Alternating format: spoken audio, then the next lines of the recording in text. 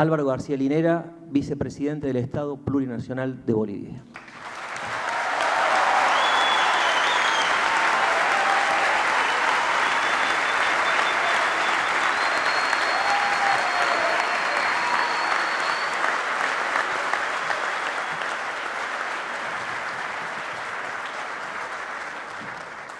Muy buenas noches a todos. Un saludo cariñoso, respetuoso a todas las personas que se han hecho presentes en este hermoso teatro de 1, 2, 3, 4, 5 pisos. A los compañeros desde allá arriba que están, un gran abrazote. Saludar a los compañeros que están afuera. Me dicen que afuera hay otros miles de personas viendo a través de la pantalla.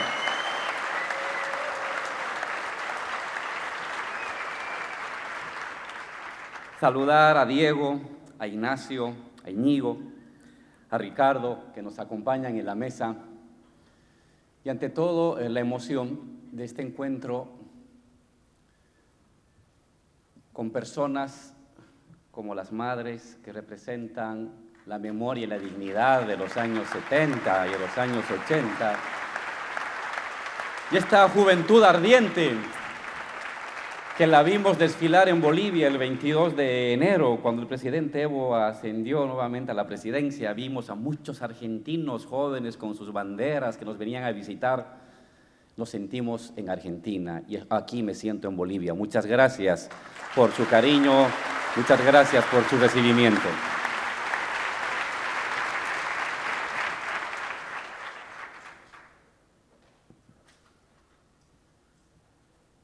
Diálogo Europa-América Latina. ¿Qué está pasando en América Latina que de manera sincera podemos hablar, comunicar, informar a Europa? ¿Y qué está pasando en Europa que podemos recoger en América Latina? No se trata de imitar moldes, ningún pueblo es parecido al otro. Ninguna experiencia histórica es parecida a la otra. No hay una ruta, no hay una fórmula que todos debemos imitar.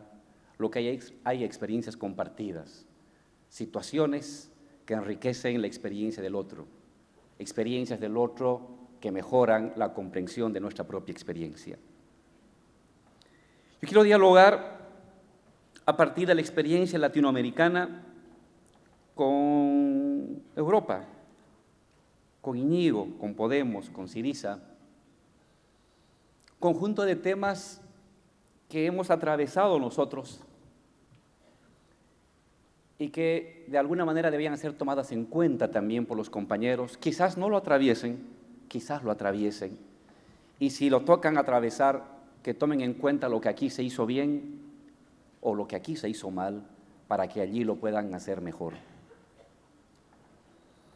Un primer tema que planteó Diego cuando inauguraba este foro era el tema de la plaza. La plaza, la importancia de la plaza, y mencionaba la Plaza Murillo, mencionaba la plaza aquí en Buenos Aires, la plaza en Madrid, la plaza en Caracas, las plazas como escenarios de invención, de un nuevo orden, de esperanzas, de ideas, de nuevos tipos de organización. Este es un tema fundamental para América Latina y para el mundo.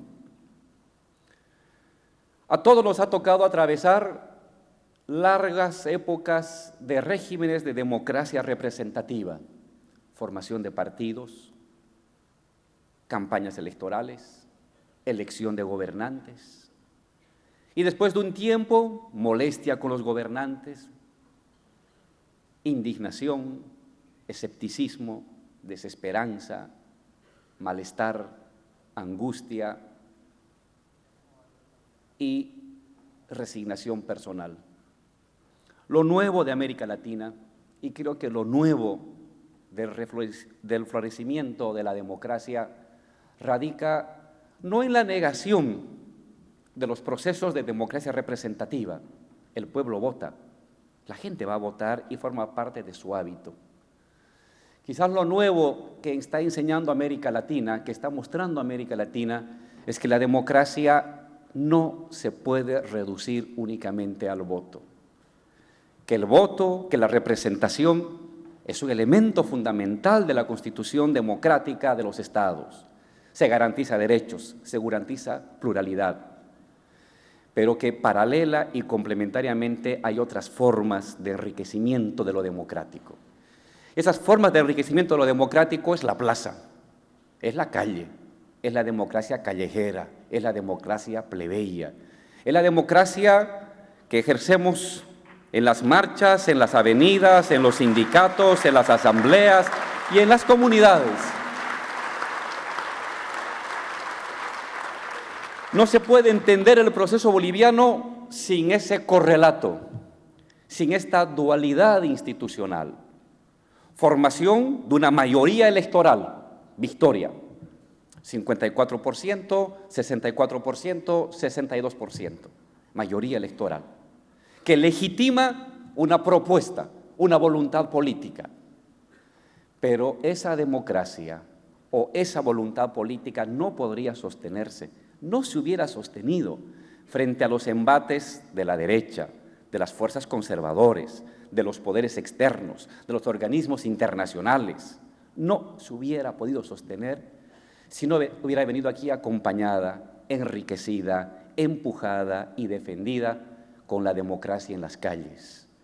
La democracia de la calle, la democracia de la plaza, la democracia del sindicato, la democracia de la gente reunida para deliberar sus asuntos, para protestar, para marchar, para posesionar, para defender, para apoyar, es la única manera en que las democracias contemporáneas pueden salir de lo que hemos denominado esta vivencia fósil de la experiencia democrática.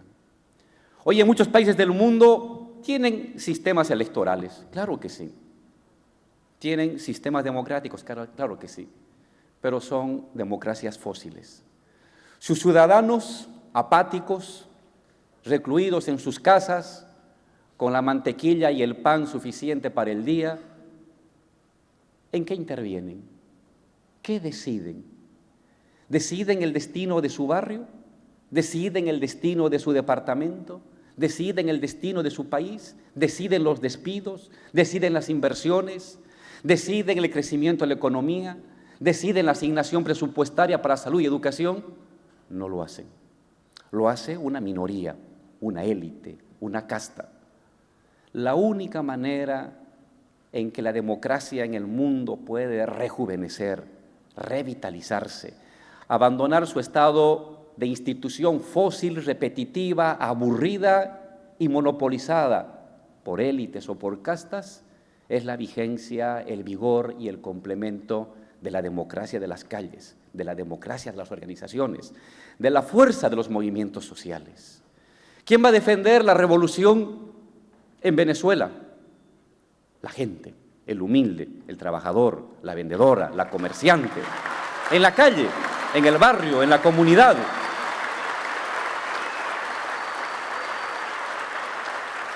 ¿Quién defendió al presidente Evo cuando nos cercaban, cuando había golpe de Estado, cuando había grupos de mercenarios dispuestos a matarnos en cada lugar donde aterrizáramos? La gente, esta democracia plebeya, esta democracia de la calle que garantiza un nuevo tipo de gobernabilidad. La posibilidad de un rejuvenecimiento de esta Europa que se presenta vieja y que a través de Podemos y de Syriza marca la posibilidad de un relanzamiento y de un rejuvenecimiento, no solamente puede ni debe radicar en las victorias electorales que son decisivas, sino que también debe radicar en un diálogo permanente y en un fortalecimiento permanente con la otra democracia, la democracia de las marchas, la democracia de las movilizaciones, la democracia de los sindicatos, la democracia de los hombres y mujeres afectados por las políticas de austeridad y que se sienten convocados a construir un destino común saliendo a la calle, reuniéndose con los vecinos, reuniéndose con los compañeros, creando un otro tipo de sociabilidad, un otro tipo de comunidad en marcha. Lo nuevo de América Latina es esta dualidad institucional llamada gobernabilidad. Hay gobernabilidad en América Latina si simultáneamente se combina fuerza electoral con fuerza en la calle.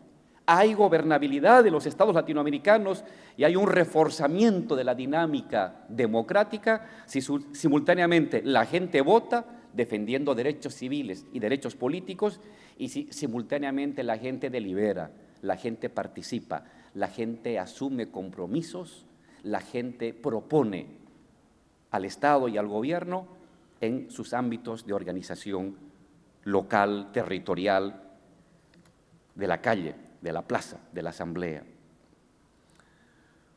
Un segundo punto que quiero dialogar con nuestros compañeros de Europa es el tema de la aparente contradicción entre Estado y autonomía.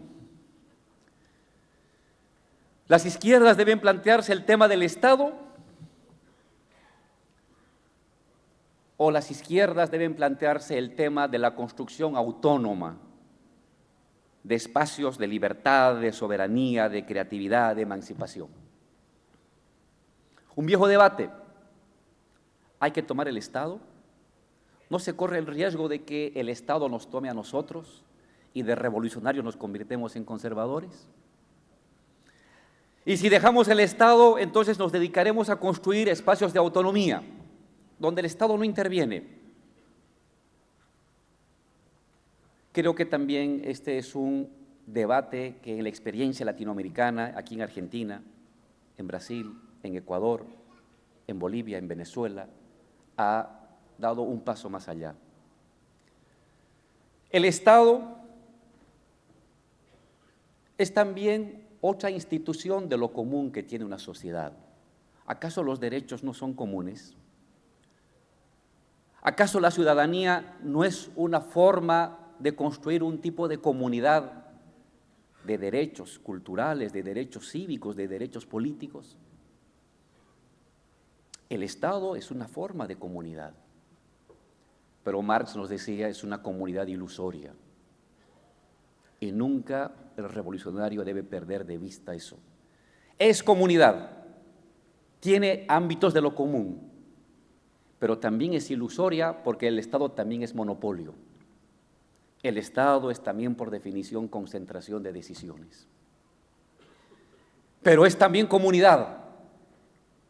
Es derechos, son símbolos, son reglamentos, son conquistas, son memorias, son instituciones construidas con el trabajo común de las anteriores generaciones y de esta generación.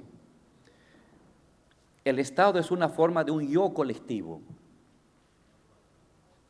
pero a la vez, si fetichizamos el Estado como el único escenario del yo colectivo, corremos el riesgo de separarnos o de olvidar que es un yo colectivo deforme a la vez. Porque si bien es un yo colectivo que unifica a todos, es un yo colectivo que está concentrado en sus decisiones principales por grupos, es un monopolio.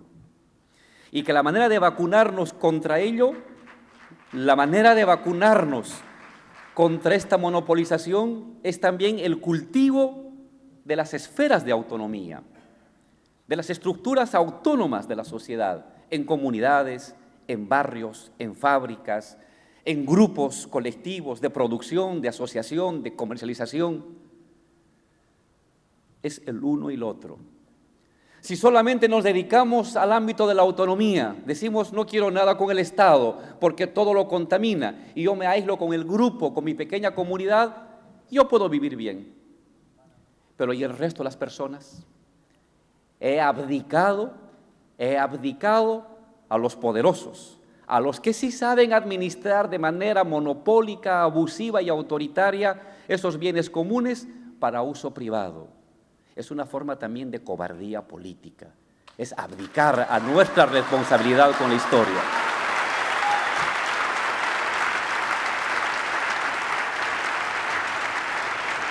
Hay que luchar por el poder de Estado, pero sin ser absorbidos por el poder del Estado. Y al mismo tiempo que peleamos por conquistar el poder del Estado, que es simplemente una nueva correlación de fuerzas de lo popular, de lo campesino, de lo indígena, de lo obrero, de la clase media, con capacidad de empoderarse y tener más influencia, nunca olvidar que simultáneamente se debe reforzar lo local, lo autónomo, lo diferente al Estado. Y entonces uno avanza con dos pies, construyo sociedad y eso me permite reflejar y redireccionar el Estado. Peleamos por el Estado como ampliación de derechos, pero simultáneamente reforzamos lo social y lo autónomo para impedir de que eso común se autonomice, se enajene y se vuelva contra la propia sociedad. Es un falso debate, autonomía o Estado. Cuanto más lucho por el Estado, más debo pelear por la autonomía de la sociedad. Y cuanto más lucho por la autonomía de la sociedad, más debo pelear por la transformación del propio poder del Estado. Lo uno por lo otro, lo uno para lo otro.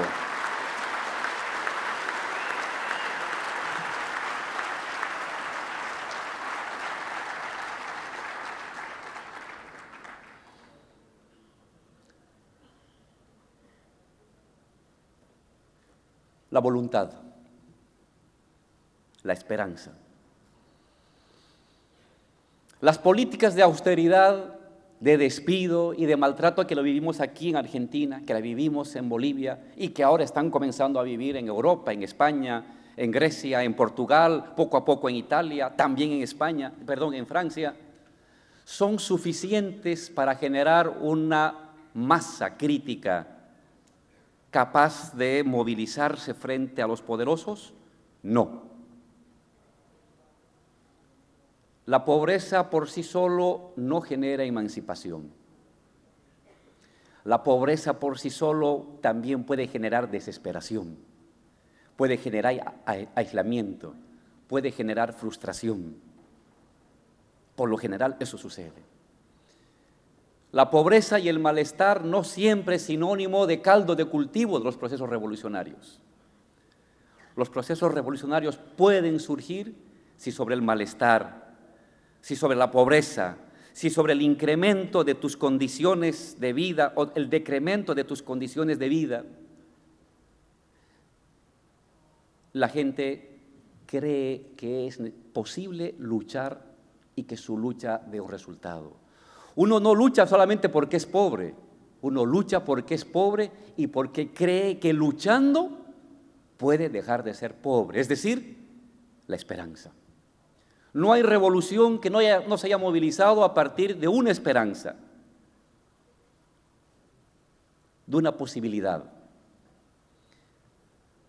La esperanza del cambio, la esperanza de que se acabe todo ello, la esperanza de una nueva generación, la esperanza de que se puede nacionalizar, la esperanza de que puede haber asamblea constituyente, la esperanza de que estos tipos que estuvieron aquí enriqueciéndose a costa de nosotros se van a ir, una esperanza. La clave de un proceso revolucionario también radica en convertir la indignación, el malestar, la pobreza, la precariedad en una fuerza colectiva movida en torno a una esperanza, a un nuevo sentido común, a una posibilidad.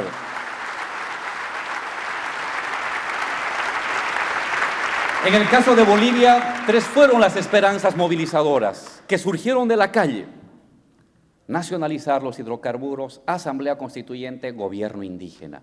3 posibilidades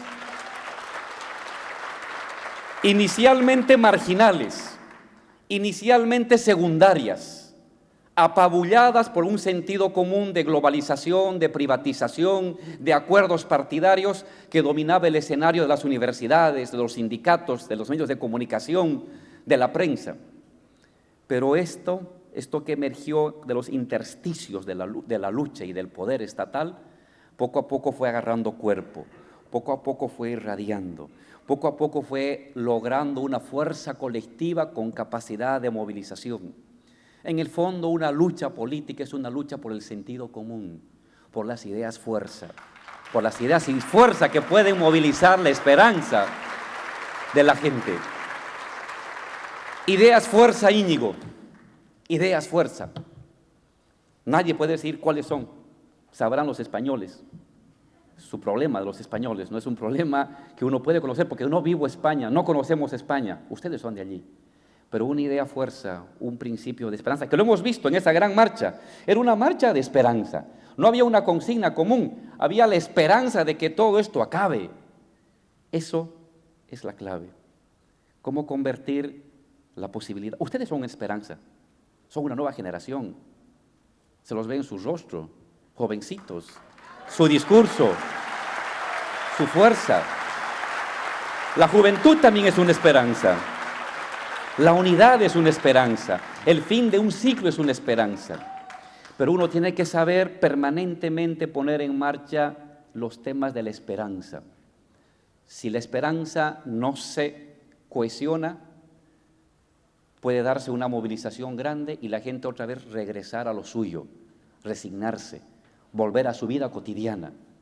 La gente va a estar dispuesta a entregar energía, salir a marchar esa energía. Es dejar al hijo en la casa, es dejar el trabajo, es dejar de dormir, es dejar de comer, y lo va a hacer una y otra y otra y otra vez, porque cree que eso vale, que eso va a servir para algo. Y si cree que sirve para algo es porque tiene esperanza. Y si tiene esperanza, somos invencibles. La clave de la revolución radica en que esta esperanza se extienda a una mayor cantidad de personas.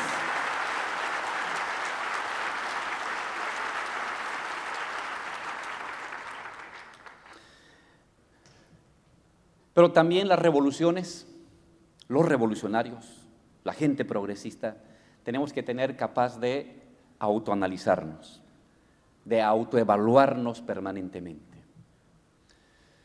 En América Latina llevamos casi 15 años de este proceso extraordinario y nunca antes superado en su irradiación territorial de gobiernos progresistas y revolucionarios. Y es importante que nosotros y lo que hagan otros países nunca pierdan la capacidad de mirarse a sí mismos, de ser autocríticos y de evaluar cosas nuevas que no habíamos visto al principio. Yo mencionaría 4 a 5 temas muy importantes que emergen de la experiencia en Argentina, que emergen de la experiencia en Bolivia, en Ecuador, en Brasil, en Venezuela. La primera, ¿hay que potenciar el Estado o hay que potenciar la sociedad?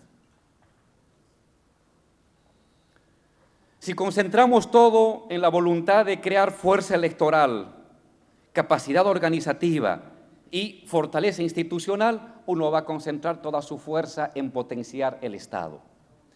Puede dar eficacia al principio,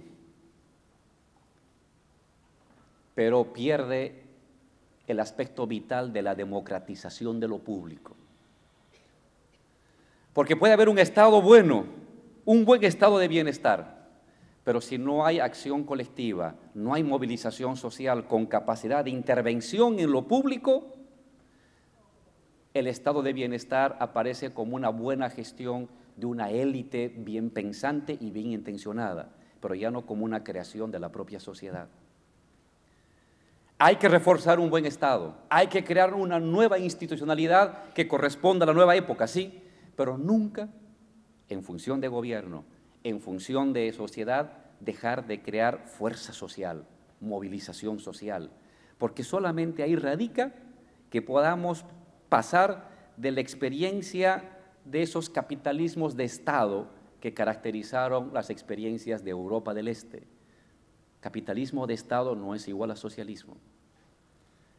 Nacionalizar no es igual a socialismo. Ayuda a crear bienes comunes, ayuda a crear derechos comunes, pero mientras esté monopolizado no es una nueva sociedad. La única garantía de una nueva sociedad es que la propia sociedad vaya asumiendo el control de esos mecanismos, control de las decisiones. Entonces hay que crear Estado y hay que crear sociedad. Hay que crear sociedad, más fuerza, más autonomía y a la vez potenciar instituciones del Estado. El segundo tema, ¿economía o compromiso? La voluntad ayuda a mover.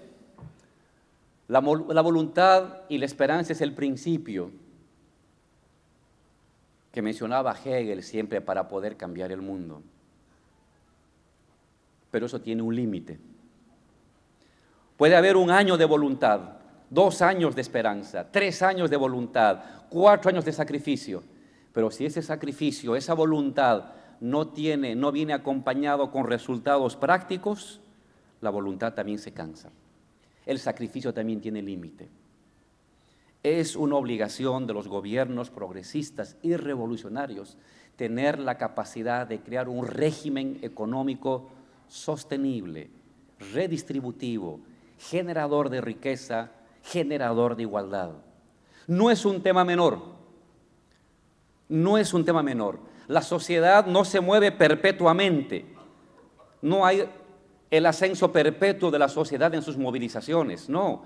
La sociedad se mueve por ciclos, ciclos de ascenso, estabilización, descenso, ascenso, estabilización, descenso. Y entre una de las cimas y la otra pueden pasar meses, pueden pasar años o pueden pasar décadas. Y entre una cima y la otra tiene que haber un régimen de estabilidad económica, de crecimiento económico y de redistribución. Cuando estábamos en la oposición, no pensábamos estos temas. Bastaba criticar a los neoliberales, denunciar su incapacidad, denunciar la corrupción y el robo. En gobierno tenemos la obligación de pensar en la gestión, en la movilización y la eficacia, en la movilización y la gestión, en la movilización y en la generación de riqueza, en la movilización y en la distribución de la riqueza. Tenemos que tener la capacidad de mostrar que los regímenes progresistas y revolucionarios no solamente somos más democráticos, sino también económicamente más creativos y más igualitarios y más redistributivos de esa riqueza.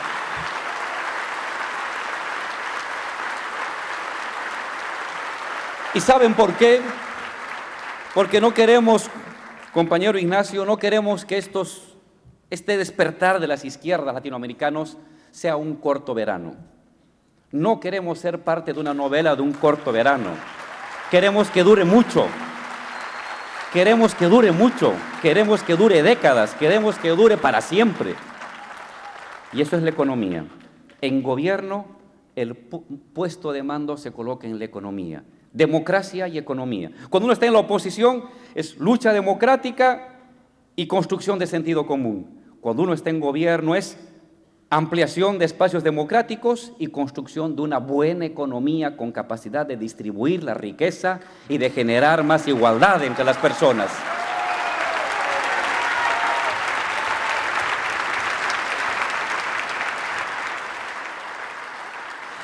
Este es un tema delicado, me doy cuenta, pero es un tema decisivo. Creo personalmente que el futuro de las revoluciones en América Latina se va a definir en el ámbito económico. Ahí se define. Y es entonces que hay que crear una estructura económica lo suficientemente diversa, amplia, democrática y redistributiva. El socialismo y el comunitarismo no es la distribución de la pobreza. El socialismo y el comunitarismo es la distribución de la riqueza, de la ampliación de la riqueza distribuida entre las personas.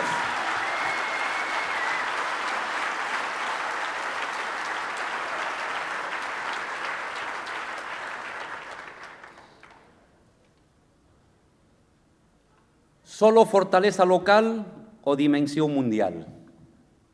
Aquí permítame unas palabras sobre la hermana República Bolivariana de Venezuela. Comparto el criterio que nos expresó hace un rato el compañero Ramonet. América Latina está jugando su destino en Venezuela. América Latina, Argentina, ustedes, nosotros los bolivianos, los ecuatorianos, los brasileros, estamos jugando nuestro destino. Los cubanos están jugando su destino en Venezuela. Si Venezuela cae bajo las garras de una intromisión, de una invasión, de una injerencia directa o indirecta, América Latina ha perdido. Porque Venezuela es la llave de América Latina. Fue el inicio y no debe ser el punto del fin, el punto de inicio del fin. Nos estamos jugando nuestro destino como revolucionarios en Venezuela. Y aquí tengo que lamentar, criticar las infames declaraciones, no solamente del gobierno norteamericano, sino también del propio Parlamento Europeo, que el día de hoy acaba de aprobar una resolución en contra de Venezuela. Yo aquí les digo, ojo, no votó la izquierda no votó, votó toda la derecha. Y aquí les decimos a esa derecha europea y a ese gobierno norteamericano, al gobierno norteamericano, al gobierno, no a su pueblo, ustedes son un peligro a la soberanía latinoamericana.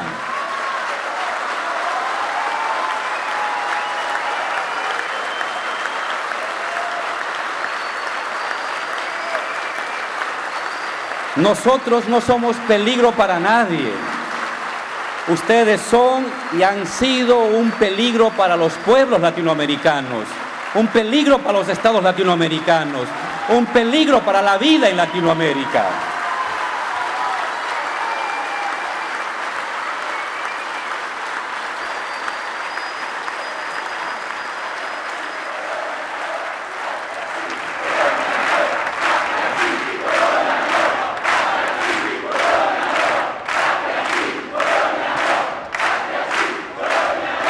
Y a la derecha europea, que acaba de sacar un comunicado, aprobar una resolución en el Parlamento Europeo. ¿No son acaso ustedes los que han destruido estados en Asia y en África? ¿No son ustedes los que están asaltando y robando el petróleo de los países de Medio Oriente? ¿Qué autoridad moral tienen para reclamar a un país sobre su vida democrática interna? Primero recojan sus tropas, recojan sus empresas de los países de Medio Oriente y de África para tener autoridad moral de reclamar algo a Venezuela.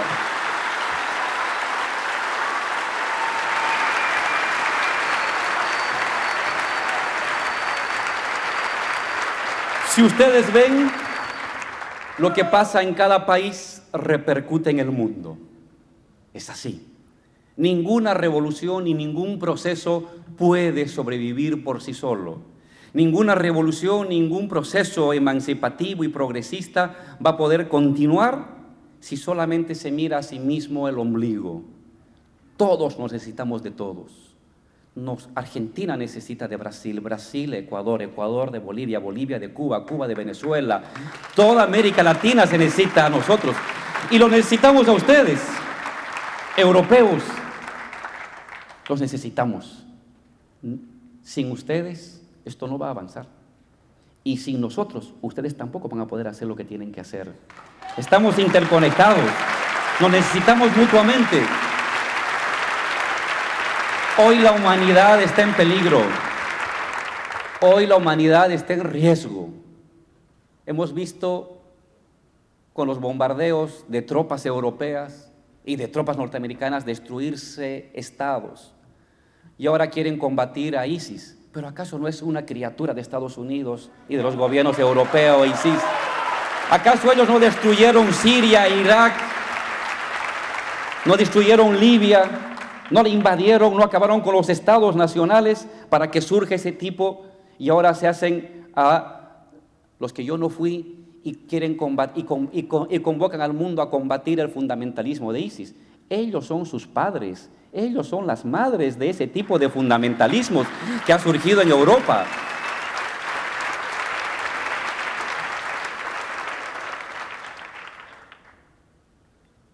Y claro, nuestra interdependencia no solamente debe estar basada en la solidaridad política, en la solidaridad, la complementariedad y el diálogo de saberes y de experiencias políticas y culturales como lo estamos haciendo acá. Hay que darle una base material. La integración latinoamericana necesita obligatoriamente de una base material de la unidad. Acciones conjuntas en economía, acciones conjuntas en finanzas, acciones conjuntas en derechos.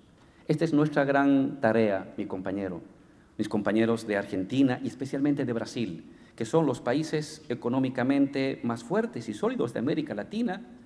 Nuestra estabilidad como procesos emancipativos, nuestra patria grande que está presente en los discursos, en los encuentros, en las emociones compartidas, no va a tener perdurabilidad si no pasamos del encuentro político, del encuentro cultural al encuentro económico.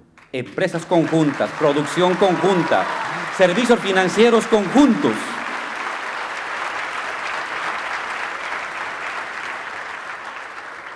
Perdonen estas reflexiones que combinan el fuego de la intelectualidad con la frialdad de la gestión. Tengo lamentablemente esa dualidad personal. Como persona puedo imaginar las ideas más bonitas, pero como gobernante sé la rudeza y la frialdad de la vida cotidiana, del salario, del presupuesto, de la producción, del PIB, de los créditos. Y sin eso, las ideas no se sostienen. Tiene que haber su base material que le dé fuerza y sostenibilidad a lo que estamos pensando y reflexionando. Por último,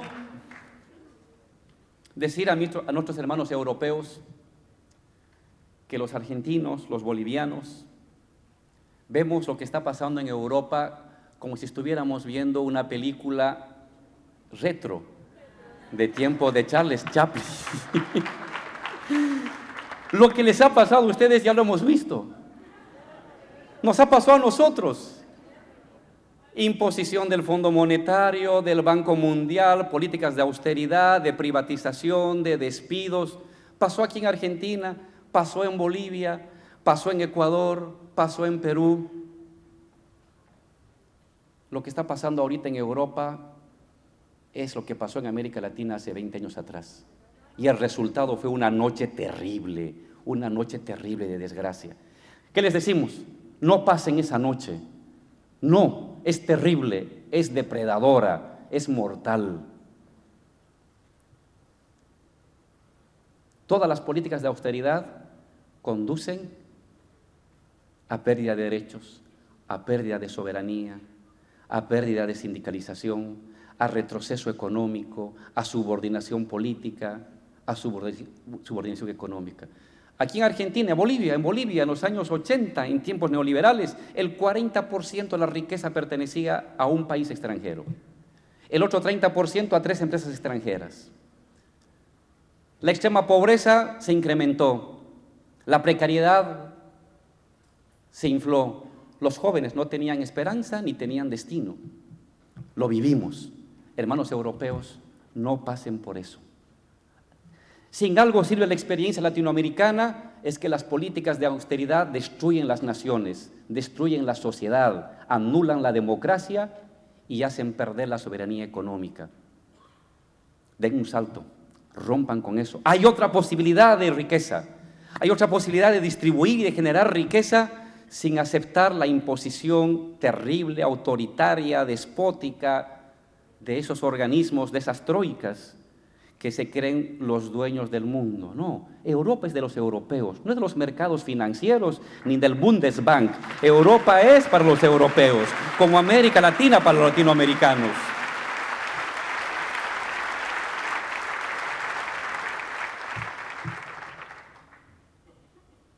El mundo está cambiando a la cabeza de América Latina. El mundo está cambiando a la cabeza de las fuerzas progresistas europeas. El mundo va a cambiar, porque nos estamos jugando el destino de la naturaleza, el destino de esta generación, el destino de la vida y de los derechos. Estoy seguro que más pronto que tarde, aquellas sociedades abatidas por una decepción y una apatía incontrolable, sabrán encontrar el destino para levantar cabeza, para construir su propia emancipación y acompañar lo que América Latina viene haciendo. Muchísimas gracias.